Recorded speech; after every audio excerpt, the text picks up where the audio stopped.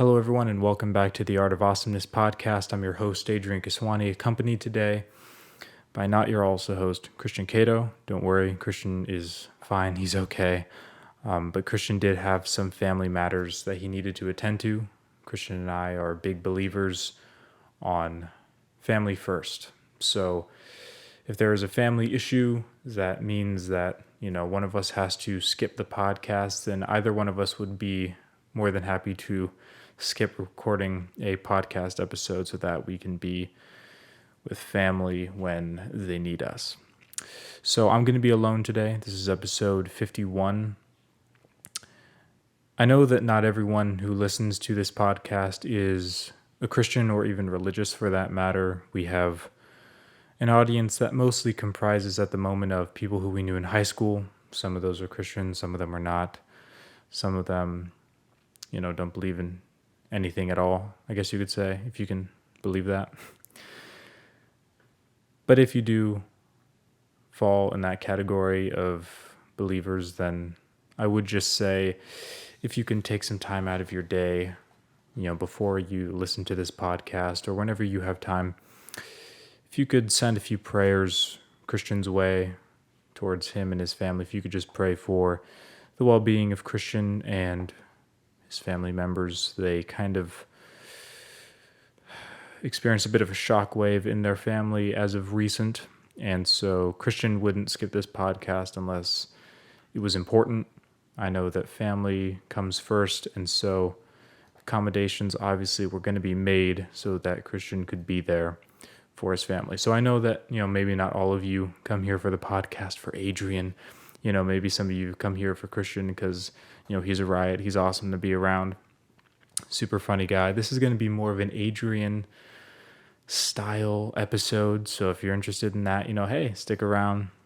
But that is the situation. That is what's going on. I don't want to go into any details because I don't know if Christian wants me to get into it. It's, of course, family business, personal stuff. So if you could just send some prayers Christian's way and respect his privacy, I guess, at this time, that'd probably be appreciated by both himself and his family. People, this is episode 51 with that little introduction out of the way as to why Christian will not be here in this episode. For those of you who worried, he will be back soon.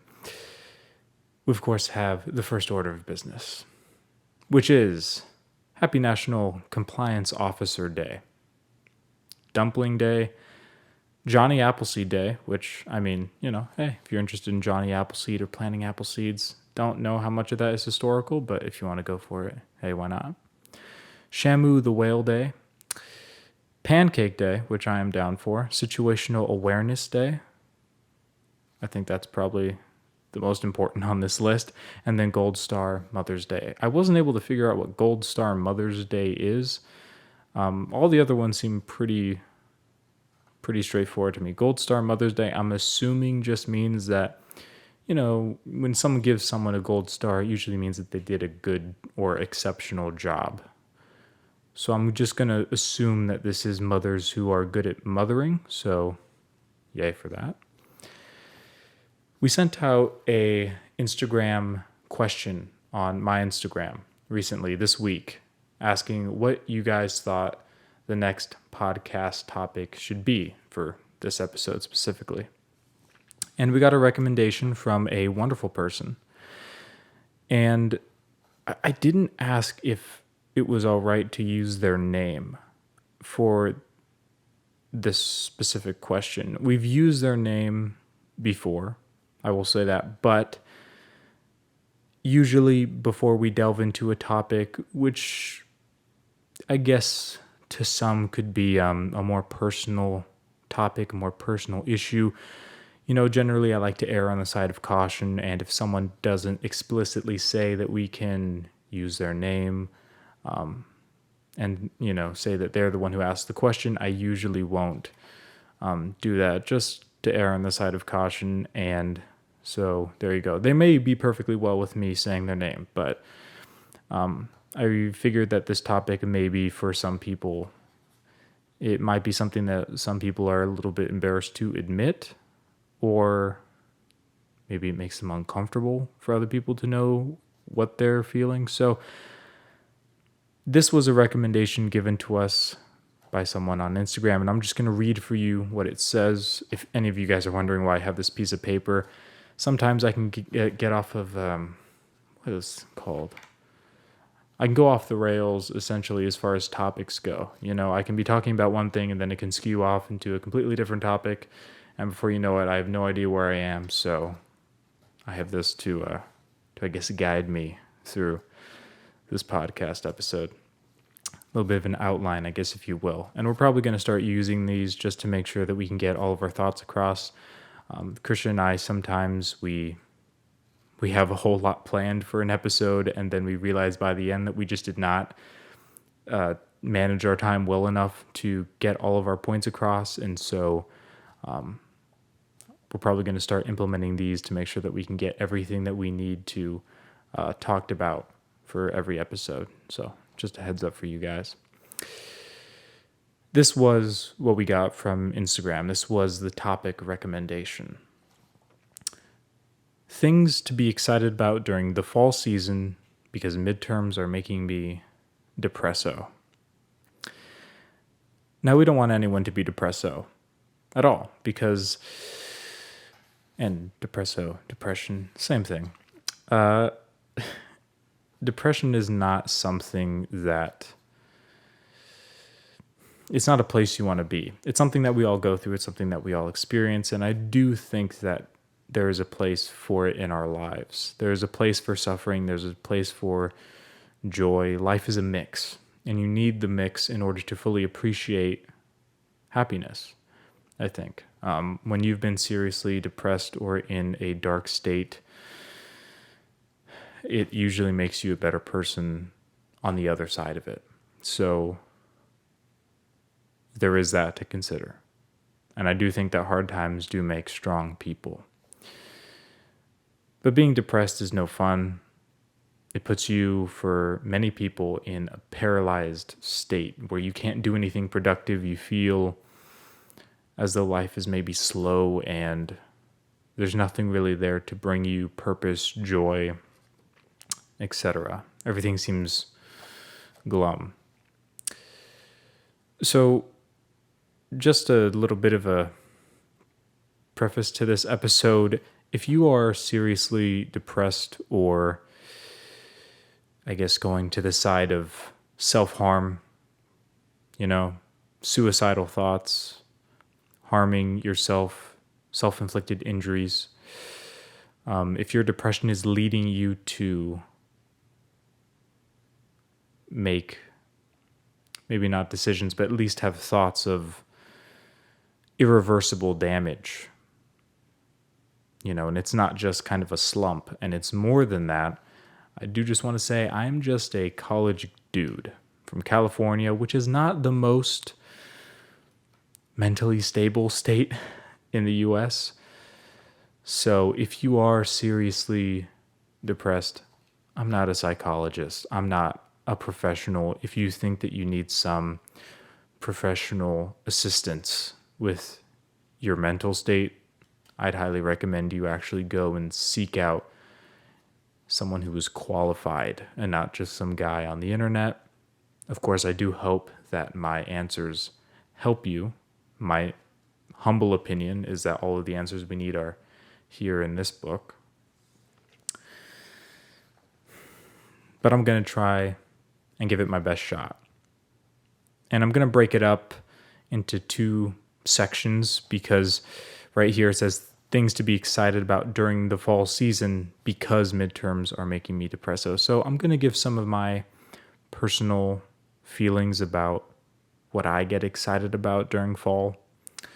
And also I'm going to lump winter in there too because I kind of see them as the same thing. And then I'm going to go into some of my tips for how to confront depression or how to confront depressive thoughts, a slump that you're in. I certainly have experience, if that means anything. But again, as I said earlier, if you are on the more serious side of struggling with a real mental illness, I would recommend you seek out some more professional help than some guy going to, what's it called? Junior college? I don't know. I don't even know what I am. I'm sorry. But we're going to begin with some of the things that I guess I'm excited about during fall. I don't know many people who don't like this season that we just got in actually a few days ago. What is it? The 20th. So we just got into fall. Fall is my favorite season, accompanied with winter. I mean, I kind of lumped the two together, but if you were to really pick out which one is my absolute favorite, I'd probably have to say fall. And so I was excited when I found out that I could just talk about things I'm excited about during fall, because to me, there's a lot to be excited about. And if you're feeling, depressed, and if you are feeling maybe a bit bogged down because of, school, midterms, or of work, or just everyday life, there are a lot of ups to be had, I would say, during the fall and the beginning of the winter season, especially. And the first one I have right here is holidays. This one to me is kind of self-evident. I think that most people, when it comes to fall and winter, they're looking at the holidays. That's kind of how we milestone things, after Halloween, after Thanksgiving, after Christmas, that's kind of how we, I guess you could say, chunk up those kind of 3 seasons that we all love, October, November, and December. Currently, September, almost to October, so we're getting there. And the holidays, really, they just bring a kind of energy to the table. Everyone, it's almost like a subconscious thing, when it's the season for certain holidays, people's moods just change and kind of fit that holiday, if that makes sense. And I think that we've all noticed that, especially during Christmas. That, I think, is when it's the most notable.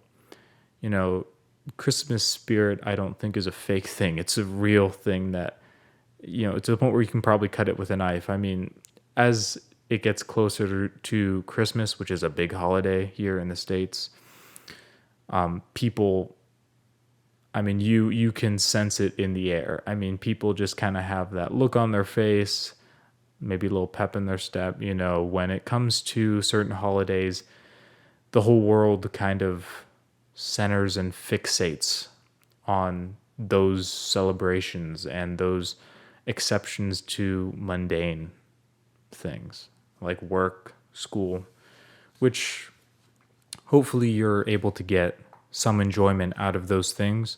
But I know for a lot of people, students especially, school it can be hard to become really enthused about schoolwork, midterms, finals, that kind of a thing. So generally speaking, the holidays, I think, are your best bet during fall, and I'm going to include winter in there, because it just gives you this sense of, oh, everyone's kind of on the same page here. Everyone's kind of feeling the spirit of this holiday. And especially the holidays after Halloween, Thanksgiving and Christmas, the vibes around those 2 holidays are very, very positive. They're very meaningful. And so I think that if you use, I'll give you an example. We use weekends often, many of us, as markers. I don't think that that's particularly the healthiest thing, because then your whole week is a drag, and then, it's just about getting through the week. I don't think that we should just be trying to get through the week. But I understand that for a lot of us, life can be mundane and hard, and it's difficult sometimes to pull joy out of things. So if that's you, I would recommend not just the holidays, but pick out little milestones. I think we talked a little bit about this in Anchoring Yourself, that one podcast that we did. Try and pick out little events here and there that you're looking forward to throughout not just the weekends, but the week and the month and even months. To try and just look forward to certain things, maybe Wednesday I'm going for a walk with my best friend, right? So if Tuesday is not the best day, at least I have that to look forward to Wednesday evening. Or for example, if you want to go for a run, you can look forward to that. If you're going to work out, if you want to read, if you want to set aside time to read a book for yourself, if you want to go out, maybe see a movie with a friend or go to one of your favorite towns.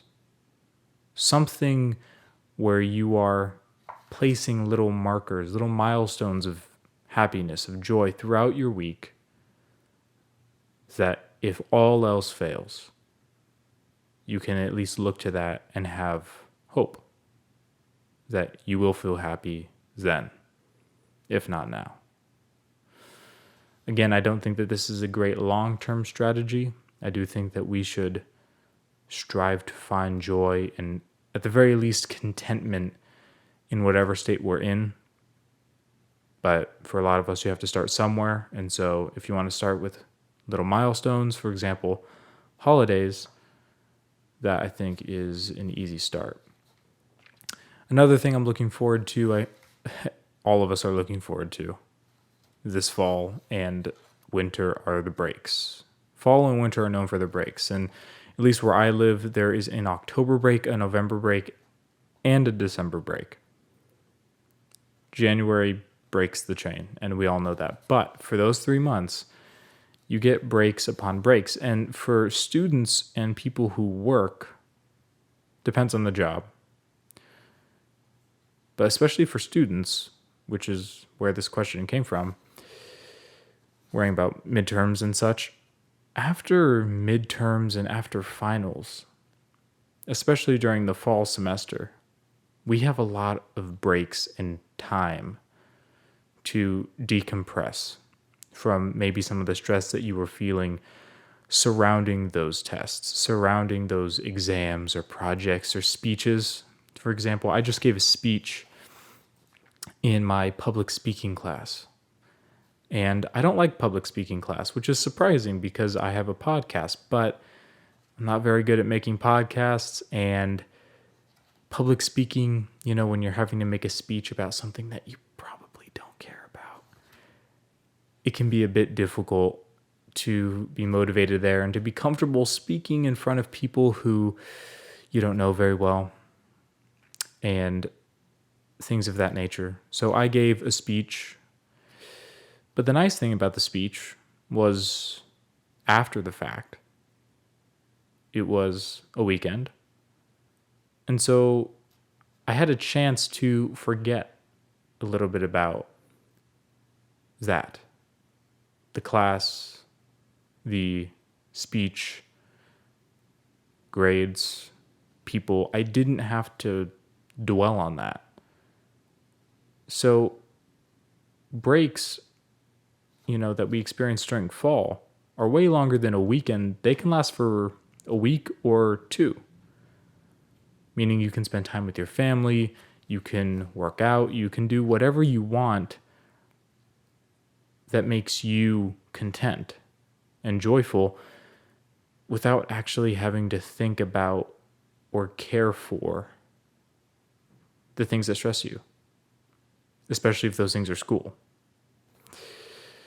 The other thing, and this is more subjective, holidays, breaks, most people are universally yes on that one.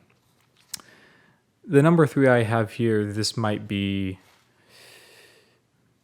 is a perspective thing. This is definitely my opinion. I know that there are some people who can't stand it, but the weather and aesthetic of fall and winter for me are the best. Falling leaves, overcast, rainy, cool weather is my thing. I like the aesthetic that comes around throughout the United States during fall, the Northern Hemisphere. it just looks beautiful. I mean, again, it's a subjective thing. I can't prove that it's more beautiful maybe than summer or something like that. But there's just something about fall weather, the falling leaves, the crispness. Is that even a word? Or I guess how crisp the air is in the morning. There's just something about walking outside during the fall that for me is so much better than walking outside during the summer. Especially where I live, it's not uncommon to walk outside and have it be over 100 degrees out. So, when winter comes and fall comes and you get the little breeze and it gets a little cooler outside and, everyone has decorations and things of that nature. I just find that aesthetic and the weather where I live to be very beautiful during the fall months and the beginning of winter. So, this may or may not apply, but if you want something to look forward to this fall, I know that for a good amount of us, that's probably going to be the weather and the aesthetic. I'm not going to spend too much time on that one because, again, that's more me, and I know that's not everyone, but I figured I'd bring it up. 4 is going to be the music. Now, music usually during fall and winter is correlated with the holidays. So for example, if you don't celebrate Christmas, it's probably going to be a bit more difficult for you to appreciate Christmas music. And so, for some of you, maybe when Christmas music starts playing on the radio and you don't celebrate Christmas, you're like, oh boy, here we go again. For someone who celebrates Christmas, this is everything. This is great. And I make no apology for that. Christmas music during November and October to get you in the mood for the season, to get you in the mood for the holidays. There's something about, for me at least, hearing Christmas music during Christmas, spooky, scary skeletons during October, and whatever the heck the soundtrack is for The Great Pumpkin, Charlie Brown. Which leads me to number 5, which is movies. Movies doesn't necessarily have to correlate with the holiday, but it often does. And, for a lot of people, Star Wars is known for, coming out during the winter time, during Christmas time. So I know a lot of people who marathon Star Wars in December. There are a lot of people who marathon the Harry Potter movies during October, of which I'm down for. But for me, things like, special episodes of Adventure Time, The Great Pumpkin, Charlie Brown, that kind of a thing. Some of the classics that come out regarding certain holidays and then certain seasons, a lot of people like those. And, I really enjoy movies. And I guess books could be on here too, but it's mostly movies or specials, shows, things of that nature that people kind of tend to watch at a certain time. Like I don't know many people who watch Harry Potter, for example, in the summer. Summer is like Pirates of the Caribbean vibe. When it comes to October, everybody starts watching Harry Potter. It's just kind of, it goes with that season. So, for me, movies, music, the holidays, I guess you could really kind of lump them together. But I know that they don't always have to be related, so that's why I split them up. But those are all some things, 5 things that I would say are absolutely worth looking forward to during the fall, and I'm going to lump in winter seasons. I'm going to go into confronting depression, some tips I have for dealing with depressive thoughts, and things of that nature right after this quick intermission. So enjoy.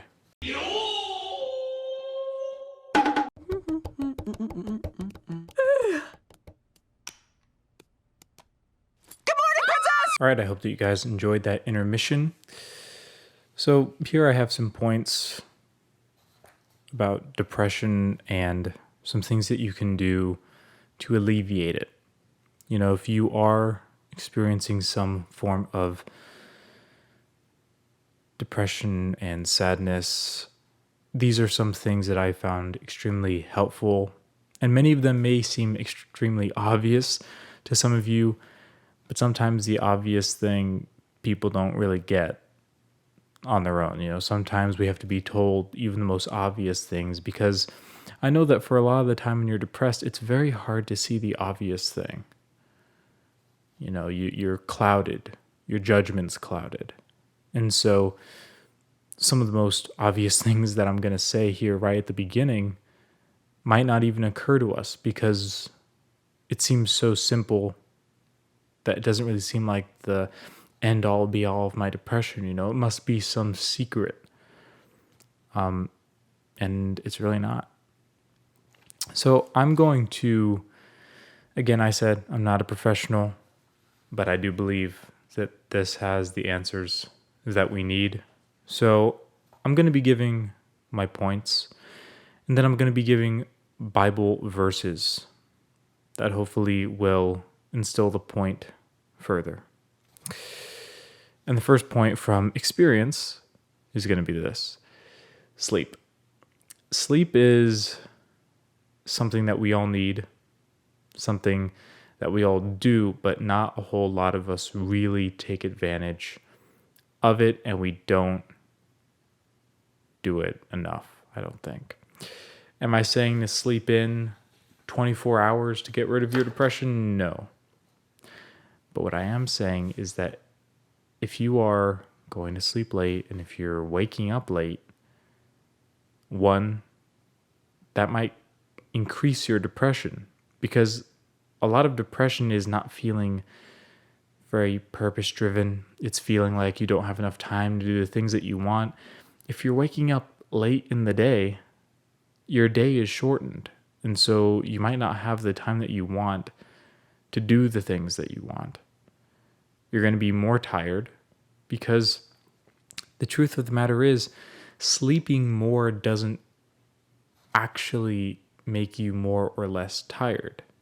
Sleep is a recovery state that we all need, and it's an important part of our existence to sleep. But to say that sleeping, a few extra hours is going to change your depression, it's probably not the case. It's probably that accompanied with a whole host of things, but I would recommend go to sleep early if you are feeling depressed, because from experience,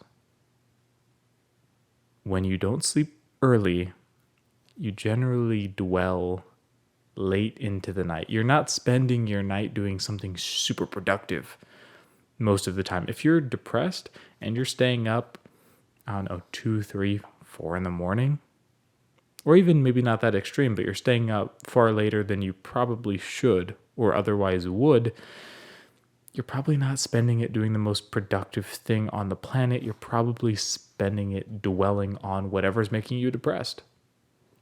And you're probably spending all of that energy, mental energy, taxing yourself before you fall asleep. And so here's ultimately what I'm getting at. If you say, don't go to sleep early, and you stay up late into the night dwelling on something that's bothering you, dwelling on whatever's making you depressed, let's say.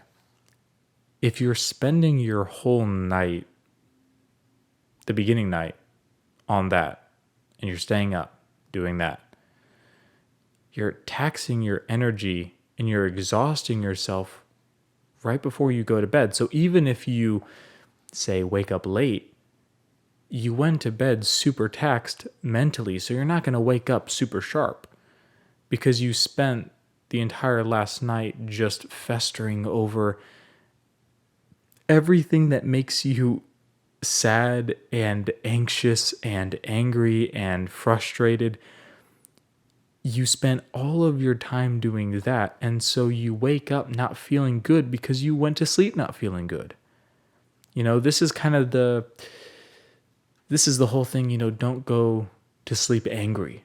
It's not good to go to sleep angry. I try to never fall asleep angry or frustrated. I usually make it a point to go to bed with a clear mind.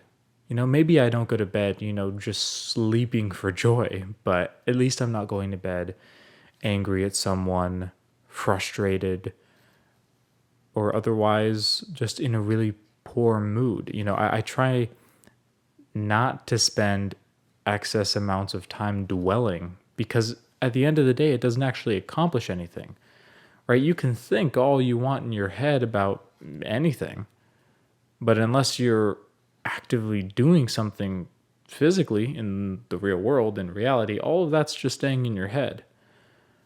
It's not a healthy thing to dwell.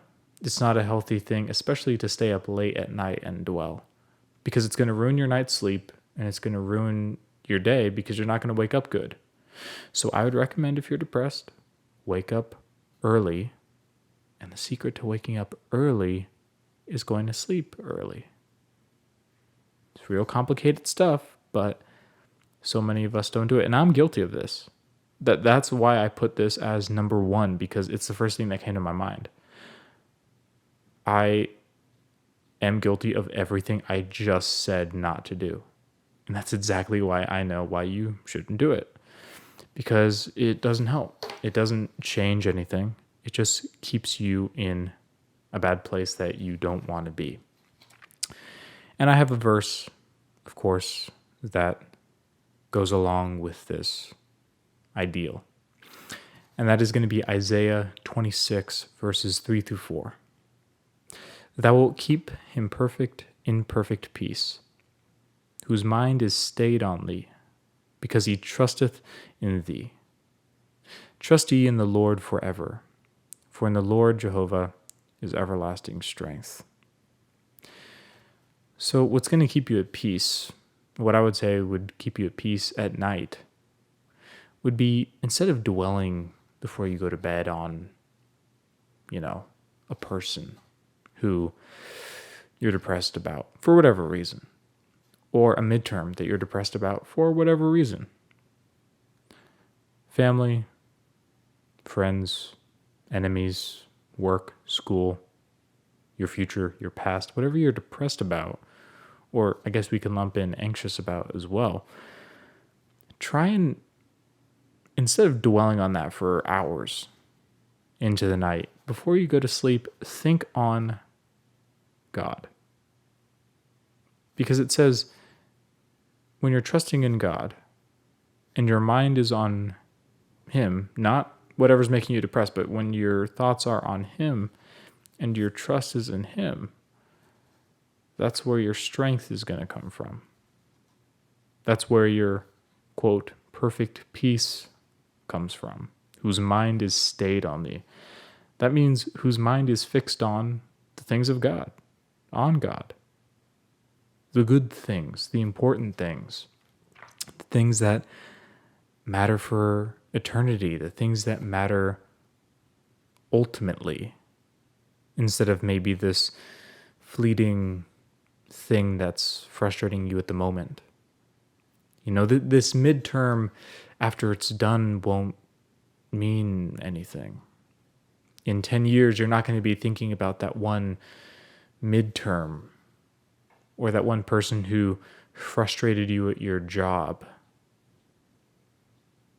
It's going to be on the timeless things, the things that matter. So before you sleep, which you should sleep early, don't dwell on whatever's making you depressed. Think on the things of God and go to sleep early. Wake up early and make your day a productive one. That would be my first point from experience, would be good sleep. The second one, again, really complicated, is your diet.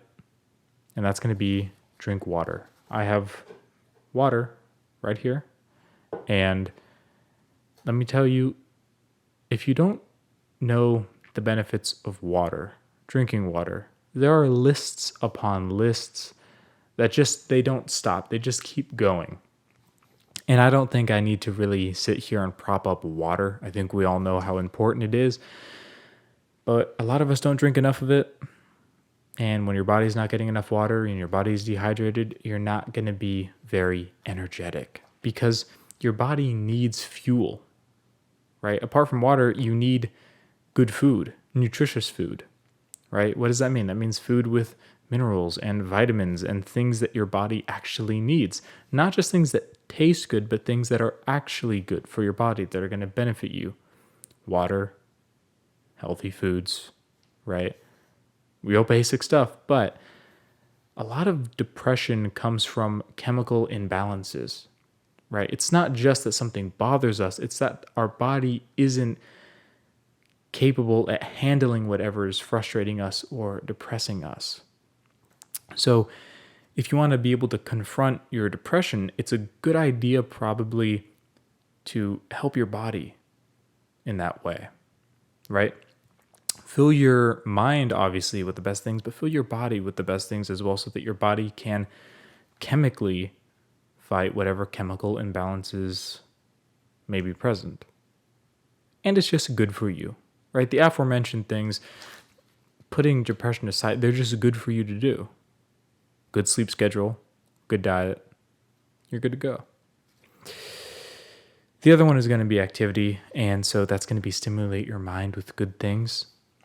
And I have a Bible verse here, which a lot of these verses are going to come from Philippians. Philippians is one of my favorite books in the Bible. It's the first one I read all the way through. And Philippians 4:8 says, "Finally, brethren, and this is a pretty popular verse. Finally, brethren, whatsoever things are true, whatsoever things are honest, whatsoever things which are just, whatsoever things are pure, whatsoever things are lovely, whatsoever things are of good report. If there be any virtue, and if there be any praise, think on these things." And so, when you're exercising your mind and you're depressed, one of the worst things you can do is watch, read, or listen to content and media that's going to fuel that, right? If you're depressed, the last thing you need is to turn on the news and watch people talk about politics there and home invasions there that are happening a world away. Much of the news doesn't matter. Much of what you see on social media doesn't matter. It's just whatever's happening in the moment, and it's super important. And everything on the news, it's the end of the world, and everything that you see on Instagram and Twitter, it's the big deal for 24 hours until the next news cycle and the next trend. It's not healthy to focus on the things that we see in this world on a daily basis on our phones, computers, and TV screens. It's better to focus on good things, right? Things that are pure, lovely, good report, any virtue, right? Think on the good things in your life. Fixate on them. And this kind of goes back to what I was saying about going to sleep early and thinking about the things of God. Think about the things that God has done for you. Think about the good things that you experienced throughout your day. Did anyone compliment you today? Right? If they did, or if they didn't, right? Let's just say they did. Think about that instead of thinking about that one thing that someone said to you at work that just got under your skin a little bit, right? Think about something that someone nice has done for you in the past. Maybe there's a family member you're very close to. Think about them. A friend you have. Think about them. If you remember this one time where you were able to do some really impressive feat, think about that. Hype yourself up. Think about all of the good in the world and try and distract yourself from the bad. And I'm just going to say, it's kind of hard to distract yourself from the bad things in the world when you're watching the news cycle, 24-hour news cycle every day, especially in the morning. I know that there are plenty of people who wake up in the morning and the first thing they do is turn on the news. If that's you, don't do it. There are some people who the first thing they do in the morning is go on Instagram. Don't do it. that is the absolute wrong thing to do. Not that it's wrong as in morally, it's just awful to turn on the news or look at Instagram. That's not it. It's just not good for you to carry that burden the rest of your day, right? You're going to hear about all of the worst things the moment you wake up. After you dwelled on all the things that bother you the night before, that's not a good recipe for a good day. You want to make sure that you're focusing on the good things before you go to sleep and the good things when you wake up. You can deal with all the hard stuff in the middle of the day when you're wide awake and, because you're drinking water and you have a good diet, your body's fully capable of handling some of the stresses that it's going to experience. But you don't want to wake up that way and you don't want to go to sleep that way. If you wake up good and you go to sleep good, you'll be able to handle the bad later. So focus on the good things. And this next one, it's not everyone's thing. I recommend it. And that's going to be working out, right? You want to focus, obviously, your mind on the good things, but you also want to focus on your body, right? Exerting physical energy. I will give you a perfect example. I was thinking about this podcast, and I was thinking about what I was going to make it about, how I was going to format it, things of that nature, how I was going to type out this document. And I was kind of hitting a mental block. I didn't really know exactly how to lay things out. I've never done a solo podcast before. I've never done one without a co-host. So I was thinking about these things. How am I going to approach this? What am I going to say about, Christian not being here and, handling a topic like this on my own? How am I going to go about this? And I was having a bit of trouble. And so what I did is I went out, put on some pair of shorts, tied my shoes. Actually, I don't tie my shoes. I'm one of those people who slips them on, but that's besides the point. I put on my shoes and I ran. I went for a run around the creek where I live. I did a big loop, ran the whole thing. And there are fields where I live. Sometimes I get a little tired of running on the sidewalk, so I'll just hop over a bush into the field and start running through that. It's a lot more fun. And so right before this podcast, right before I sat down to record, I went for a good run just to let my mind, think on a few things.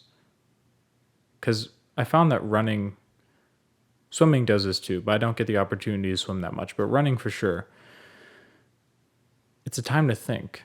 You can really think when you're running because there's nothing else really to do, right? Your arms are pumping, your legs are going, you're breathing hard. But if you're not listening to music, like I wasn't listening to music, the only thing you can do is look at your surroundings, look at the world around you, and you're just kind of there with yourself. And so a lot of my good ideas have come from running or when I'm boxing, when I'm working out. A lot of my ideas come from those moments where I'm just in the heat of the moment, punching a punching bag, getting out some frustration of my day, energy, which I think is needed, especially for guys. And so if you're feeling stressed out, a good way to release pent up frustration, stress, things of that nature, is to go work out, go for a run. I recommend this to anyone who is stressed out. Walk out the door and go for a run. Walk out the door, and if you can't run, jog. If you can't jog, walk. Okay, if you can't walk, get a wheelchair and start wheeling down the road because I'm telling you, it's one of the most helpful things you can do. It's one of the most helpful things for me. When I really feel like, I'm not doing much good just sitting around here. I think I need to just get out and run. If I really feel that way, then I'm probably going to just go out and do it, and I would recommend that to anyone.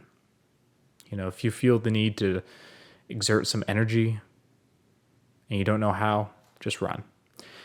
Or do some push-ups. Or if you have weights, lift weights. And the thing about working out is, one, it's going to make you in better shape, which is good. It's going to make you stronger, which is awesome. And also provides dopamine, right? When you work out, your body releases a bunch of different chemicals. When you're running, lactic acid is one of them. That's not the funnest thing, but you get dopamine as well. Right? And after you work out, for any of those of you who work out, you know that afterwards it's one of the best feelings, right? You're tired, you're taxed, you might be, heaving over because of how far you ran or, dripping in sweat. But you feel a sense of accomplishment. You feel good and you feel less stressed. I've stayed up at night festering over my thoughts. And before the sun was even up, I walked out the door and went for a run. Came back, sat on the bench outside my house, content and feeling good, not worrying about all of those things that were bothering me before. And it might be more of a personal thing, running for me, but any kind of physical exertion that you think is healthy for your body, I would recommend it. Because no one ever regretted working out, unless you lifted too heavy and snapped some stuff up. But if you're obviously doing things the right way and working out, I think that that's going to help the mindset of anyone. It's going to make sure that your body's good and your mind's going to be good. So that would be another one. Next is going to be pray. This one, again, tailored question, not question, but piece of advice, that some people might question. Obviously for religious people, prayer is just part of it. I cannot picture my life without prayer. I've been praying since I was, so young. I remember my mom, at my old house when I was a very small kid, teaching me how to pray. And I've been praying practically every night, every morning, throughout every day ever since. And so praying is something that I do constantly. It's not something that I just do at night or in the morning. I pray all the time throughout the day. I'll pray at work, not like step off to the side and, just kind of mind my own. While I'm working, I'll just be praying in my head. While I'm running, I'll pray. When I am just working on my computer, I might just pray out of nowhere. Whatever you feel necessary to pray about or something that you want to pray about, it doesn't have to be a set time. You can just sit there and pray. At least in the Christian view. I know some religions, there's certain times to pray that are assigned. In Christianity, you pray anytime, anywhere, for any reason. And I always say that it's the best hotline right there. There are hotlines galore nowadays for anything, but the best hotline you can have is the one that's directly to God and His word right here. So I would say pray. Praying in the morning and praying at night, again, good, because what it does is it makes sure that you're ending your day right and you're starting your day right. I'm a big believer in starting your day on the right foot and ending your night on the right foot. Anything that happens in between waking up and going to bed, the world is the world. We're going to have ups and downs. That's a guarantee. I know that. But if you can at least make sure that you wake up solid and you go to sleep solid, your day is going to be far better. Your life's going to be far better, because a lot of those issues that are making you depressed and anxious and whatever else, you're not starting your day with that. You're not waking up with that baggage. You're not going to sleep with that baggage. You can deal with it throughout the day. But when you're waking up, going to sleep, you don't need that. You need good sleep. That's going to help you have a good day. So pray. And the Bible verse I have for this is Philippians 4, verses 6 through 7, which reads, "Be careful for nothing, but in everything, by prayer and supplication, with thanksgiving, let your requests be made known unto God." Be careful for nothing. I love that verse. And the peace of God, which passeth all understanding, shall keep your hearts and minds through Christ Jesus, which is what we all need, right? If you want to be at ease, if you want to be at peace, and you don't want to be tossed to and fro emotionally,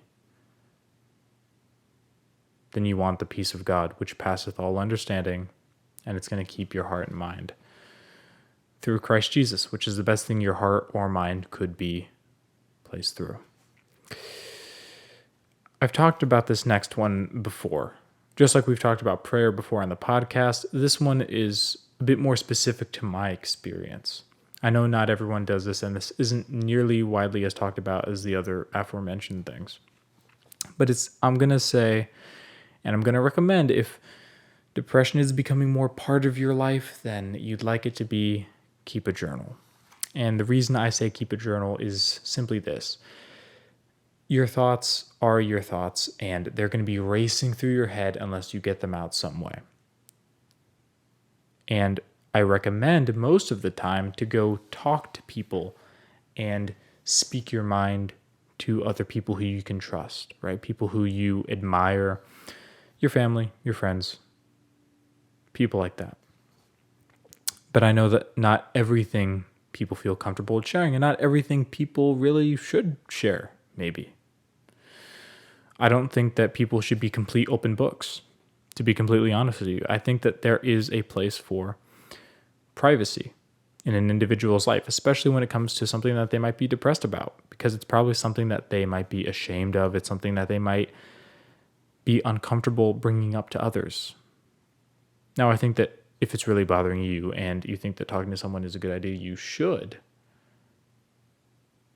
But, I mean, at the end of the day, keeping a journal to write down your thoughts, to just get them out of your system, that's probably one of the most helpful things that I've done in recent years to get unwanted thoughts out and onto paper so that I don't have to worry about them.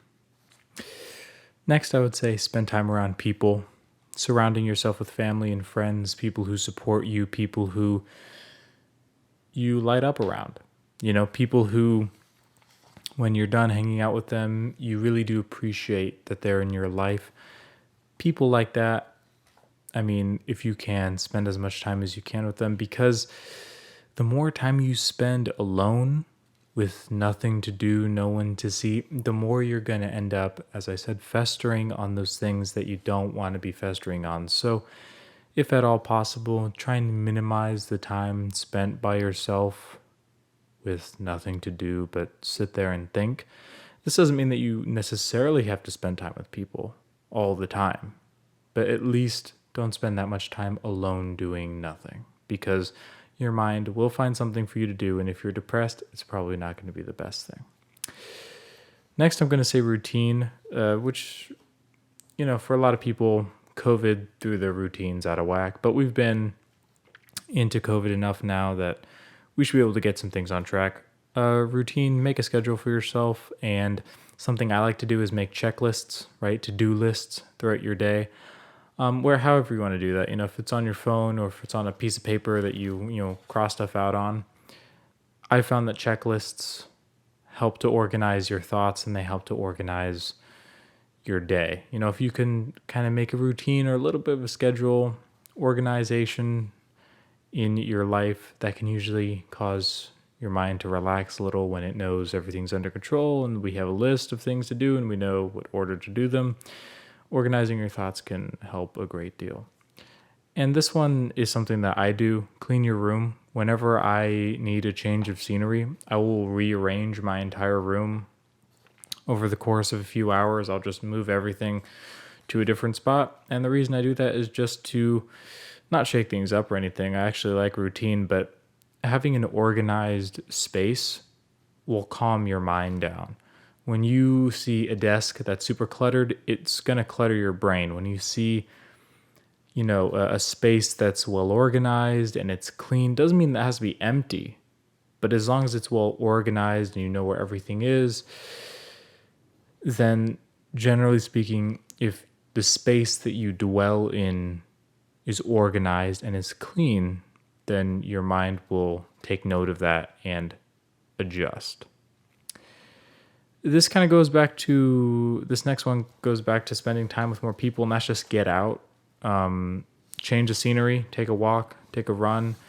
I know the area that I live in is a pretty nice area, so it's nice to walk around and get out.